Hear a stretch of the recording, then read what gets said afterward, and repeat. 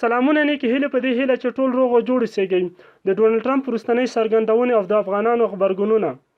امریکا د افغانستان د نیولو او ورکولو خوبونه نه ویني. د مشرانو جرګې رئیس فضل هادي مسلم یار د امریکا ولسمشر ډونالډ ټرمپ د څرګندونو په اړه غبرګونونه ښودلي او ویلي دي چې امریکا د افغانستان د نیولو ورکولو او مهارولو خوبونه نه ویني. د امریکا ولسمشر ډونالډ ټرمپ د پاکستان د لومړي وزیر عمران خان سره د لیدنې پر مهال رسنیو ته په خپلو خبرو کې ویلي چې که دوی وغواړي د افغانستان جګړه په 10 ورځو کې ختمولی شي، خو د هغې لپاره به د افغانستان له نړۍ څخه ورکول وي. ښاغلي مسلم یار په یو اعلامیه کې ویلي دي چې افغانستان د نړۍ یو له هغو هیوادونو څخه دی چې ډېر سترو امپراتورانو او زبرځواکونو ته یې ماتې ورکړې ده، او تاریخ ګواه دی چې هر چا د افغانستان د نیولو او ورانولو نیت کړی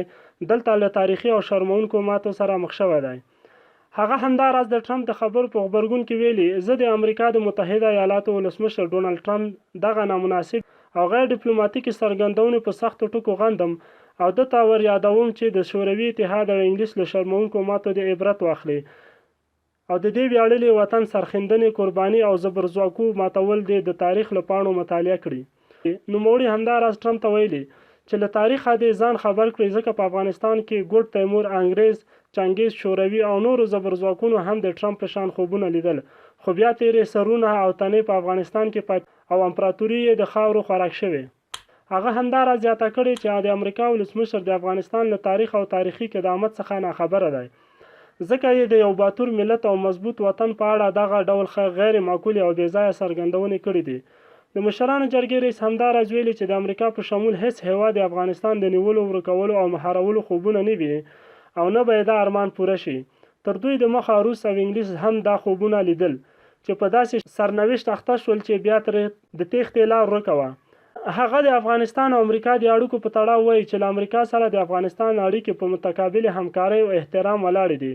خو موږ هیڅکله امریکا ته اجازه نه ورکوو چې د یو عظیم او نه ماتېدونکي ملت او د نړۍ پر مخ د یو ویاړلي قهرمان او باتور وطن د سرنوشت او برخلیک په اړه خبرې وکړي.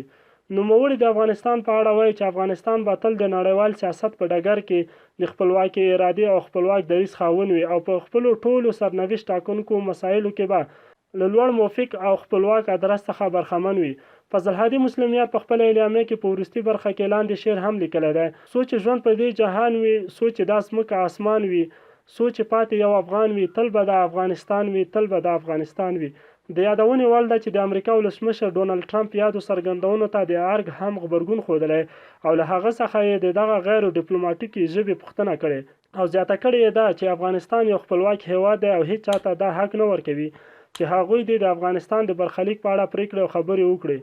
همداراز په ټولنیزو رسنیو کې د ډونالډ ټرمپ دغه غیر ډیپلوماټیکې خبرې په پراخه کچه غندل شوې دي. بل طرف ته زاخیلوال ټرمپ ته هم ویلي چې امپراتوري ختمې شوې، خو افغانستان اوس هم شته. د ویډیو په اړه خپل نظرونه په کمنټ کې پرېږدئ. زموږ د یوټیوب چینل حتما در سره سبسکرایب او ویډیو در سره لایک او له نور دوستانو سره شیر کړئ.